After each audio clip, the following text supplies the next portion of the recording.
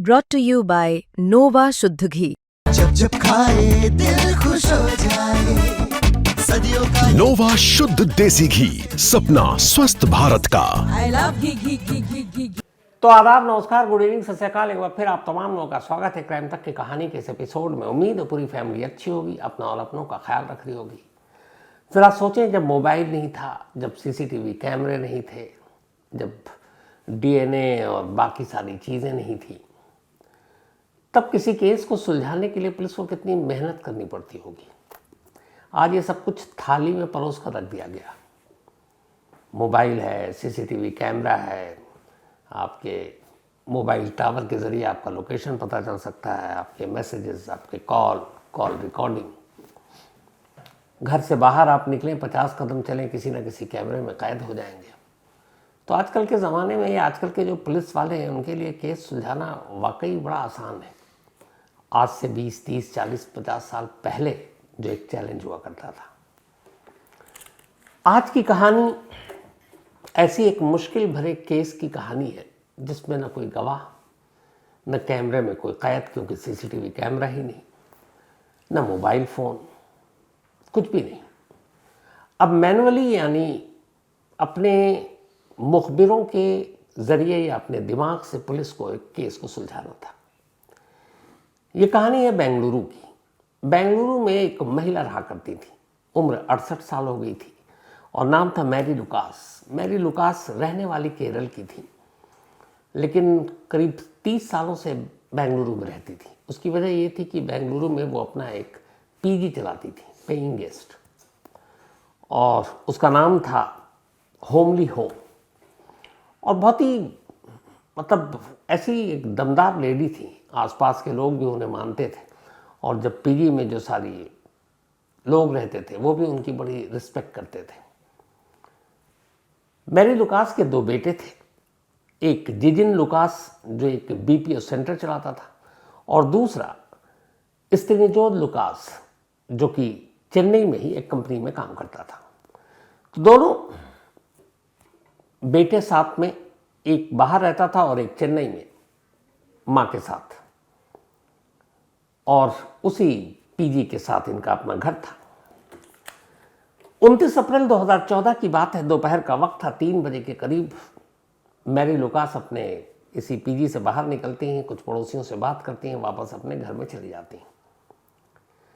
1 घंटा बीतता है, शाम के 4 बज गए।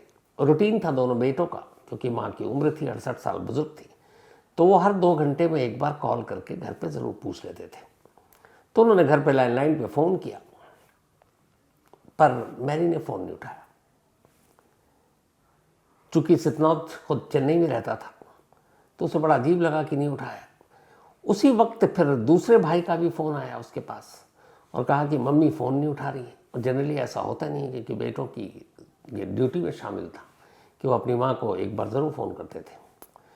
तो अगले आधे घंटे तक जब फ़ोन नहीं उठा, तो फिर स्टेनोद जो है वो अपने दफ्तर से सीधे घर के लिए निकलता है, और घर आता है। दरवाज़ा खुला हुआ था, अंदर जाता है। अंदर का मंजर देखकर चीख पड़ता है। उसकी माँ मैरी लुकास बेड पर पड़ी थी।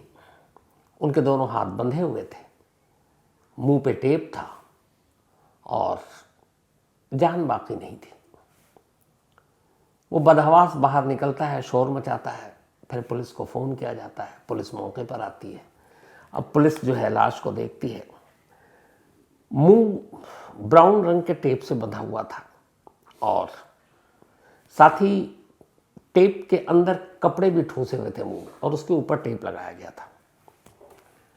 फिर पता चला कि आमतौर पर मैरी लुकास एक गले में चेन पहनती थी और अंगूठियां पहनती थी सोने की, वो गायब था। बेटे ने रिपोर्ट लिखाई, या पुलिस ने मामला दर्ज किया, तफ्तीश शुरू की। अब सबसे पहले पुलिस ने आसपास देखना शुरू किया। कोई सीसीटीवी कैमरा नहीं था इस होमली होम के इर्द गिर्द, जिससे पता चल सके कि किसकी एंट्री है, किसकी एग्जिट है। दूर दूर तक देख लिया, लेकिन यहाँ पर कोई भी सीसीटीवी कैमरे ने पुलिस की मदद नहीं की। मोबाइल, पता चला कि मैरी लुकास मोबाइल यूज़ ही नहीं करती, घर में लैंडलाइन है। आस पड़ोस के लोगों से पूछा गया तो उनमें से कोई नहीं। एक ने बताया कि 3 बजे हमने आखिरी बार देखा, और 4 बजे बेटे का फ़ोन आया।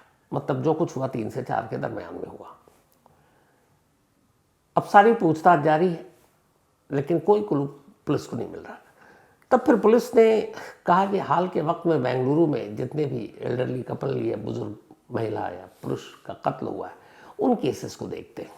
अब उन्होंने उन केसेस को खंगालना शुरू किया। कुछ उसमें कातिल पकड़े गए, पुलिस जेल तक गई, उनसे पूछताछ की। कुछ बाकी अंडर ट्रायल कैदी थे, उनसे पूछताछ की। ऐसे गैंग के पास पहुंचे जो खासतौर पर बुजुर्गों को अपना निशाना बनाते हैं, उनसे पूछताछ की। लेकिन कहीं से कोई कामयाबी हाथ नहीं लगी। मैरी लुकास का कत्ल एक रहस्य बना हुआ था। धीरे धीरे हफ्ता बीता, महीना बीता, पर कातिल का कोई सुराग नहीं मिला। इस दौरान में मैरी लुकास चूंकि केरल की रहने वाली थी और वहाँ पे बहुत पॉपुलर थी, उनके अच्छे अच्छे पॉलिटिशियन के साथ रिश्ते थे। कई महीने बीत गए, बेंगलुरु पुलिस केस को सुलझा नहीं पा रही। तब फिर उनके बेटों ने केरल में अपने संपर्क से कांटेक्ट किया और कहा कि इस तरीके से अभी हमें पता ही नहीं चल रहा कि मेरी माँ का कातिल कौन है। तो कहते हैं कि उस वक्त के चीफ मिनिस्टर ने फिर कर्नाटका के चीफ मिनिस्टर को फ़ोन किया और कहा कि इस केस में आप प्लीज़ मदद कीजिए जांच करने में। अब इसके बाद पुलिस वालों पर भी प्रेशर आना शुरू हुआ। यहाँ तक कि उस वक्त के जो वहाँ एडिशनल कमिश्नर थे, उन्होंने आईओ को बुलाकर ये कहा कि अगर तुम लोगों से नहीं हो रहा तो इसको फिर हम CID को सौंप देते हैं, और या फिर तुम्हें लगता है कुछ नहीं है तो क्लोजर रिपोर्ट दाखिल कर दो, क्योंकि दबाव बहुत ज़्यादा है। बट आईओ ने कहा कि नहीं साहब, हमें थोड़ा सा वक्त दीजिए, ये भी हमारे लिए चैलेंजिंग केस है। अब चौतरफा दबाव। पुलिस ने हर तरह से फिर से नए सिरे से छानबीन शुरू की। ये भी पता किया कि मैरी लुकास के अपनी फैमिली में से तो कोई किसी से झगड़ा नहीं है, प्रॉपर्टी केरल में क्या है, दोनों बेटों का सब कुछ ठीक है।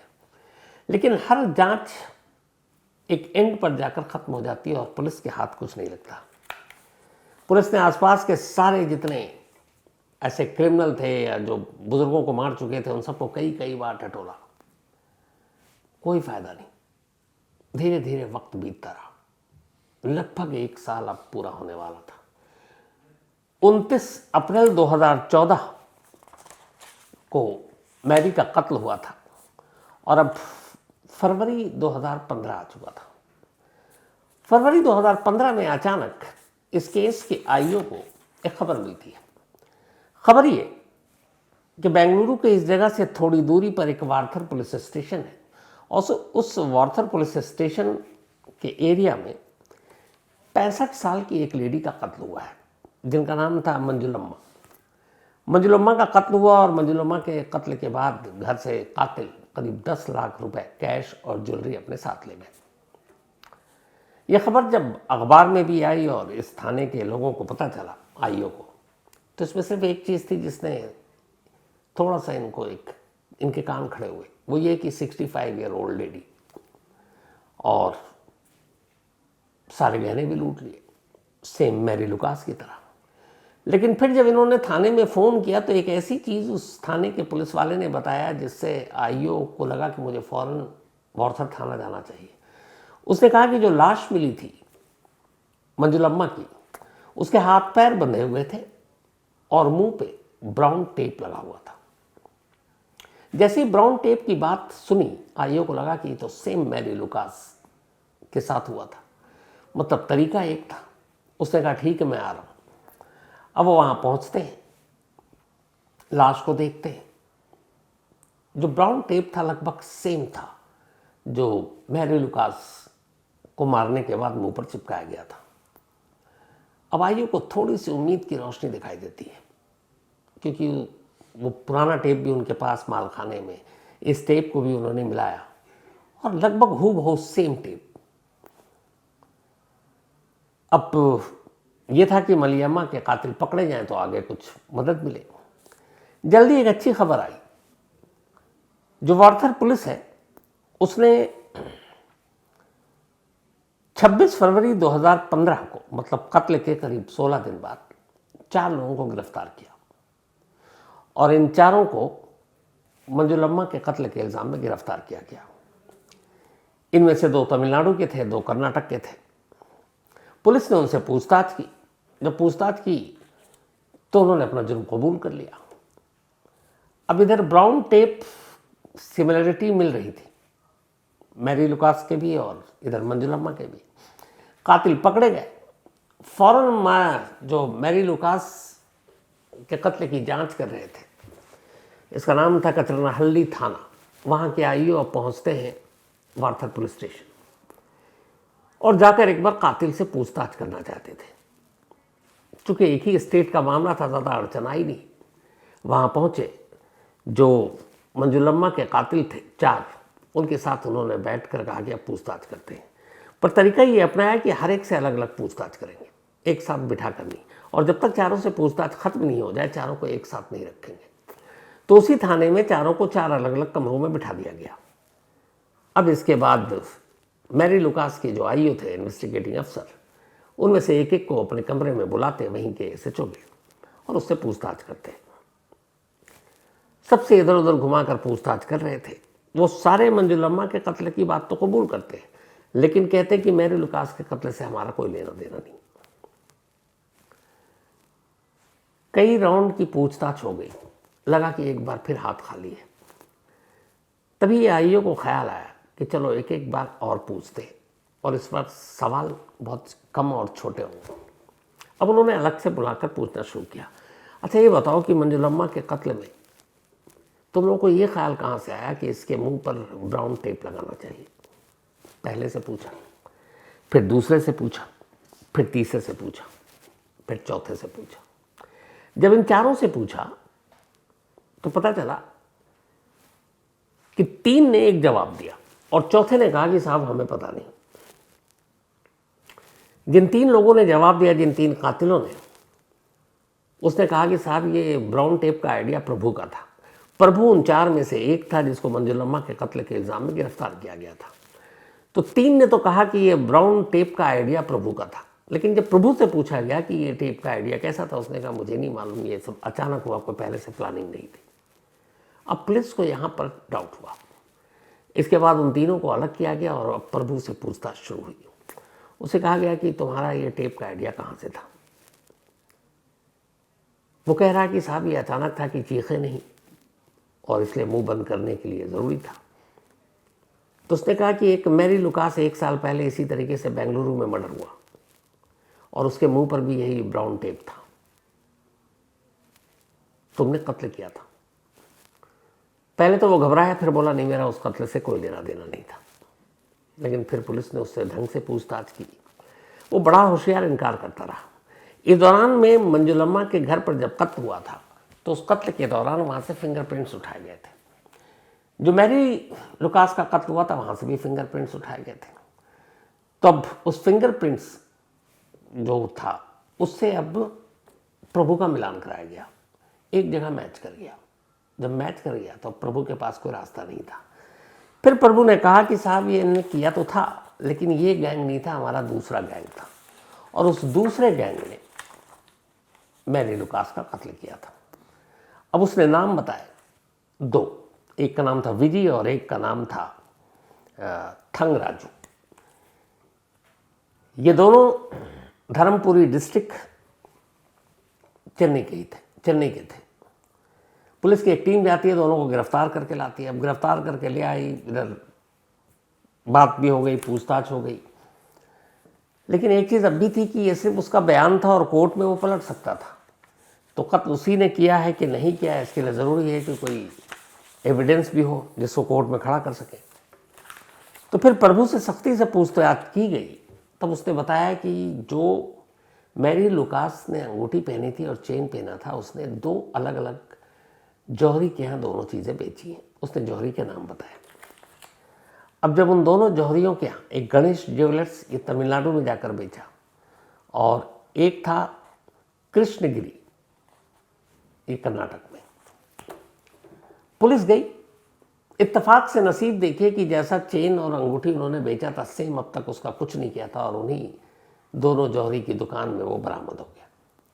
तो इसका मतलब है कि अक्यूज्ड के बिहाफ पर, उसके निशानदेही पर कत्ल के दौरान लूटे गए जो जेवरात थे वो मिल गए। ये एक बड़ा सबूत था। अब तीनों कातिल भी साथ थे। पुलिस ने पूछा कि तुमने कत्ल क्यों किया, कैसे किया? तो पता चला कि मैरी लुकास का कत्ल एक इत्तेफाक था। असल में हुआ ये था कि एक रद्दी वाला था, तो वो अक्सर उस इलाके में घरों में जाता और वहाँ पर रद्दियाँ बेचता था, मतलब ख़रीदता था।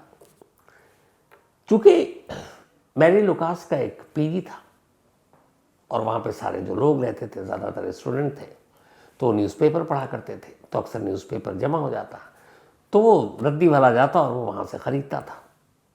अच्छा, इससे पहले जिस वक्त ये कत्ल हुआ मैरी लुकास का, तब पीजी में कुल 5 कमरे किराए पे चढ़े हुए थे। जिस दिन कत्ल हुआ वो पाँचों के पाँचों पीजी में थे ही नहीं, वो सब शाम को लौटे। पुलिस ने उनको पूरा टटोल लिया, खंगाल लिया, पता चला कि वाकई कत्ल के वक्त नहीं थे, तो उन्हें पहले ही क्लीन चिट दे दी गई थी। तो फिर ये हुआ कि इस रद्दी वाला जब भी जाता और देखता, रद्दी खरीदता, इसी दौरान में उसे सब कुछ पता चल गया कि हाँ, मैरी लुकास एक बुजुर्ग लेडी है, उम्र 68 साल के आसपास, और अक्सर गहने पहने रहती है। रद्दी वाले ने प्रभु, जो उसका दोस्त था, उसे ये बात बताई। उसने कहा एक बड़ा सॉफ्ट टारगेट है, उस लेडी के पास काफ़ी गहने हैं, पीजी चलाती है, बेटे भी कमाते हैं, और उसके घर में आसपास कोई रहता नहीं, बेटा सुबह चला जाता और रात को आता है, तो पूरे दिन वो अकेली रहती है, तो उसको आसानी से लूटा जा सकता है। प्रभु ने कहा ठीक है।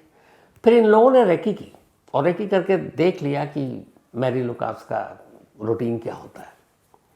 फिर ये भी देखा कि दोपहर के वक्त सारे पड़ोसी भी अपने अपने घरों में होते हैं, सन्नाटा होता है।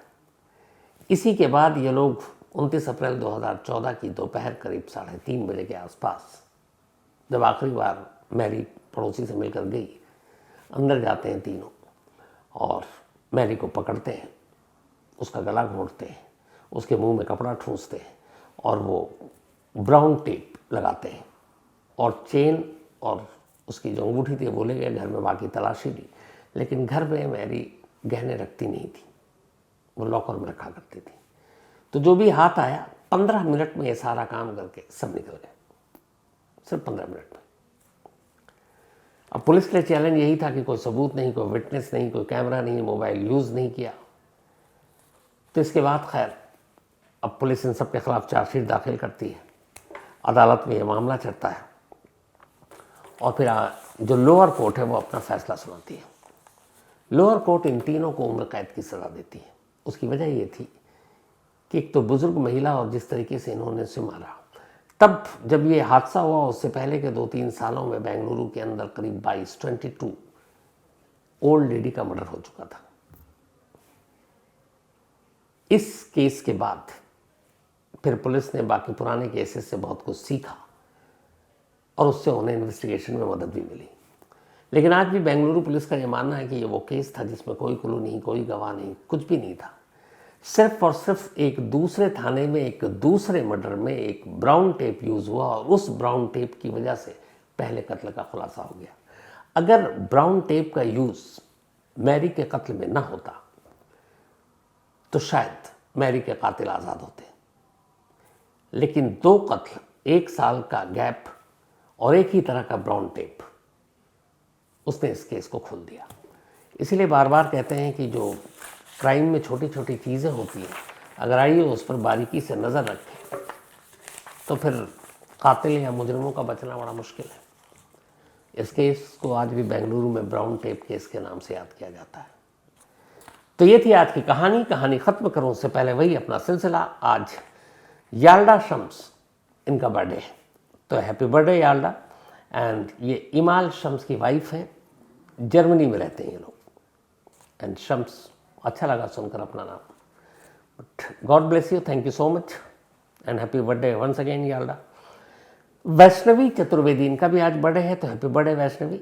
और ये प्रियंका एंड जयशंकर चौबे की बेटियां हैं। एंड जयशंकर चौबे साहब CRPF में हैं and thank you so much Jaishankar भाई इस मेल के लिए। इसके अलावा श्वेता गौर, इनका भी जन्मदिन है, तो हैप्पी बर्थडे श्वेता। मेल देखकर मुझे याद आ गया और सारी बातें भी याद आ गई आप लोगों की जो मेल अक्सर करते हैं। लंबी लिस्ट है, ईशान, अयान, उदयवीर, लक्ष्मी, विशाल एंड नेहा गौर।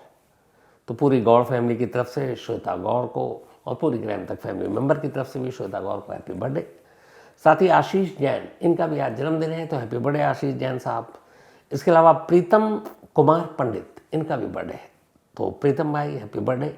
और ये रिंशु सिंह ने भेजा है। अनन्या प्रभ, इनका भी आज बर्थडे है, तो हैप्पी बर्थडे अनन्या। और ये भेजा है भरत भंडारी ने। इसके अलावा आराध्य जायसवाल, इनका भी आज बर्थडे है, तो हैप्पी बर्थडे आराध्या। और ये अनिल जायसवाल की बिटिया हैं। साथ ही Vinod Rajani, thank you so much Vinod Rajani sahab आपके इस मेल के लिए। ये जूनागढ़ से हैं, गुजरात से, और पक्का आपसे कभी ना कभी ज़रूर मुलाकात होगी, वादा है आपसे। एंड आपका मेल पढ़कर अच्छा लगा, तो थैंक यू सो मच। तो इसके साथ ही कहानी में आज इतना ही है। अब आपसे मुलाकात होगी कल रात 9 बजे किसी नई कहानी के साथ। तब तक अपना और अपनों का ख्याल रखिएगा। Thank you very much.